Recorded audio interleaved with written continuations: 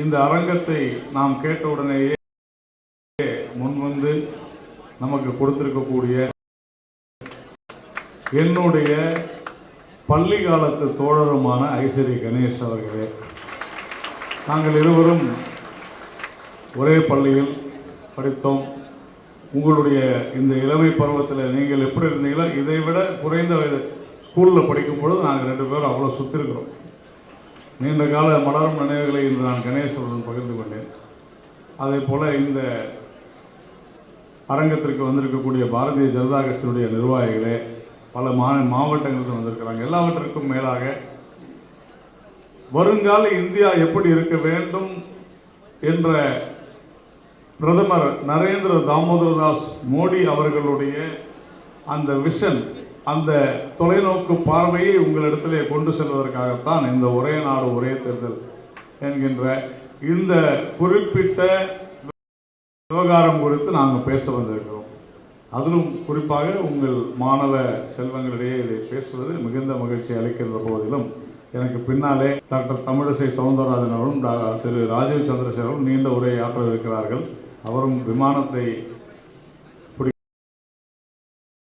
கட்டாயம் இருப்பதனால ஓரிரு சில சொல்லி விடைபெறலாம் என்று இருக்கிறேன்.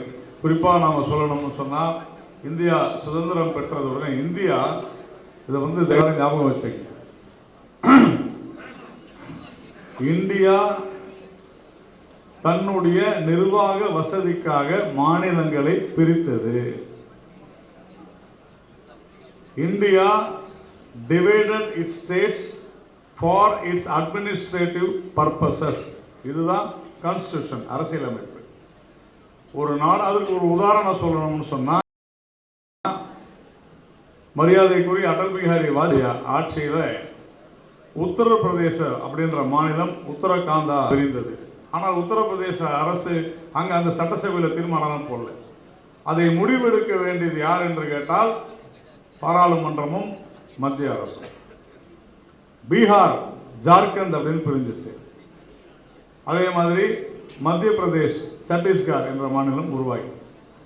இதற்கெல்லாம் காரணம் என்னவென்றால் தன்னுடைய நிர்வாக வசதிக்காக. இப்போ ஒரு காலேஜ், நம்ம வேல்ஸ் பல்கலைக்கழகம் இருக்கிறது என்று சொன்னால், வேல்ஸ் பல்கலைக்கழகத்திற்கு கீழே இருக்கக்கூடிய பல நிர்வாகங்கள், பல கல்லூரிகள், அந்த மாதிரி தான் இந்தியாவினுடைய நிர்வாக வசதிக்காக உருவாக்கப்பட்டது மாநிலங்கள். அப்படின்னா 1952 இருந்து தேர்தல்கள் நடக்க ஆரம்பித்தது. நாம் ஒரு குடியரசு ஆன பிறகு முதல் தேர்தல் 52.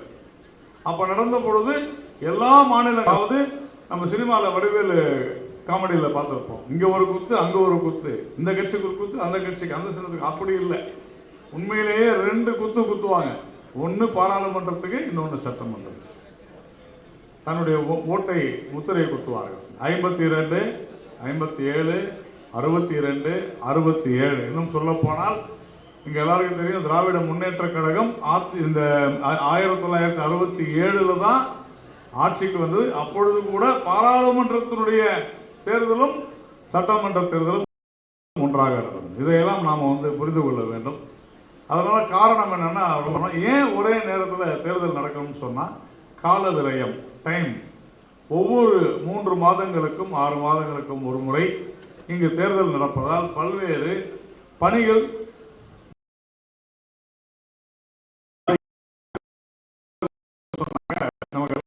அரசு அலுவலகம் தேர்தல் நேரத்தில் வேற பணிக்கு போயிடுறாங்க. அந்த நேரத்தில் என்ன ஆகுது, மக்கள் பணி பாதிக்கப்படுகிறது. அவ்வளவு பணி பாதிக்கப்படும் போது எவ்வளவு பிரச்சனைகள் இருக்கு அப்படின்றத நீங்க உங்க வீட்டில் உங்க அப்பா அம்மாட்ட கேளுங்க, நீங்களும் கேட்டு தெரிஞ்சுங்க. அதே மாதிரி அந்த ஒரு 45 நாட்கள் இங்க தேர்தல் நடக்குதுன்னு சொன்னா, அந்த 45 நாட்கள் இங்க முழு கட்டுப்பாடு இருக்கும். பெரிய பிரச்சனைகள்லாம் ஃபேஸ் பண்றோம். அதே மாதிரி பணம். குரேஷின் ஒரு தேர்தல் ஆணையர் இருந்தார். அவர் சொன்னாரு, இந்தியாவில் மிகப்பெரிய ஊழல் எப்போ நடக்குதுன்னு சொன்னா தேர்தல் காலத்தில் நடக்குது. ஒவ்வொரு 3 மாதம் 4 மாதங்களுக்கு ஒரு முறை தேர்தல் நடப்பதன் பிரச்சனை இதுதான். அப்போ இதையெல்லாம் களைய வேண்டும் என்று சொன்னால், எப்படி முதல் 15 வருடங்களுக்கு நம்முடைய சட்டமன்றங்களுக்கும் பாராளுமன்றத்திற்கும் ஒரே நேரத்தில் தேர்தல் நடந்துச்சுன்னா, ஈக்குவலா ஒரு உடம்பு இருக்குதுன்னு சொன்னா தலையிலிருந்து கால் வரைக்கும் ஒரே மாதிரி ஆக்ஷன் இருக்கணும். அப்படிப்பட்ட ஒரு சூழ்நிலையை உருவாக்க வேண்டும் என்றுதான் இந்த ஒரே நாடு ஒரே தேர்தல் என்கிற இந்த மகத்தான ஒரு விஷயத்தை நாம் முன்னெடுத்திருக்கிறோம். இது 1999 இது நம்முடைய மத்திய அரசு முன்மொழிந்தது. எங்களுடைய மூத்த தலைவர் திரு அத்வானி அவர்கள் தொடர்ந்து இதை பேசி வந்திருக்கிறார். இது வந்துச்சுன்னு சொன்னா நம்முடைய பணம் கிட்டத்தட்ட 2% வரைக்கும் ஜிடிபி குறையும். உங்களுக்கு எல்லாம் ஜிடிபி தெரியும், மொத்த உள்நாட்டு உற்பத்தி.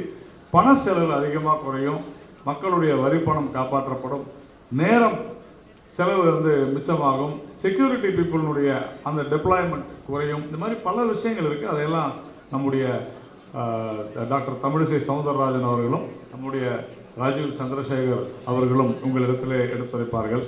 இங்கு அற்புதமான இந்த மாலை பொழுதுல இந்த எதற்காக இந்த உங்களை போன்ற மாணவ செல்வங்களிடம் வந்திருக்கிறோம் என்று சொன்னால், நீங்கள் தான் இந்த நாட்டினுடைய எதிர்காலம், வருங்காலம். தயவு செய்து நீங்கள் உங்களுடைய இல்லங்களுக்கு சென்று இதை நல்லா திங்க் பண்ணுங்க. இது திங்க் பண்ணுறது மட்டும் இல்லை, சர்ச் பண்ணுங்க. ஒன் நேஷன் ஒன் எலெக்ஷன் நிறைய திருஷ்டி ஐஏஎஸ் அதில் போட்டிருப்பாங்க. இதனுடைய என்னெல்லாம் இதனால யூஸ் அப்படின்றத நீங்களா சர்ச் பண்ணுங்க. படிப்பதன் மூலமாக நிறைய விஷயங்களை தெரிந்து கொள்ள முடியும். ஆனால் அதற்கு முன்னோடியாக இவர்கள் இருவருமே மிக சிறப்பாக எடுத்துரைப்பார்கள். அற்புதமாக உங்களோடு நான் இணைந்து இன்றைக்கு உங்கள் மத்தியிலே இருந்ததும் உங்களிடத்திலே பேசியதும் எனக்கு உண்மையிலேயே மனநிறைவை அளிக்கிறது. நன்றி, வணக்கம். திமுகவினர் நடத்துகிற தனியார் பள்ளி மாணவர்களுக்கு ஒரு மாதிரியான கல்வி, அரசு பள்ளி மாணவர்களுக்கு வேறு மாதிரியான கல்வியா, ஈக்குவல் எஜுகேஷன் வேண்டும் என்பதற்காக பாரதிய ஜனதா கட்சி கையெழுத்து பேர் இயக்கத்தை நடத்துகிறது. அனைத்து தமிழர்களும் இதற்கு ஆதரவு தர வேண்டும் என்று பணிவன்புடன் கேட்டுக் கொள்கிறேன்.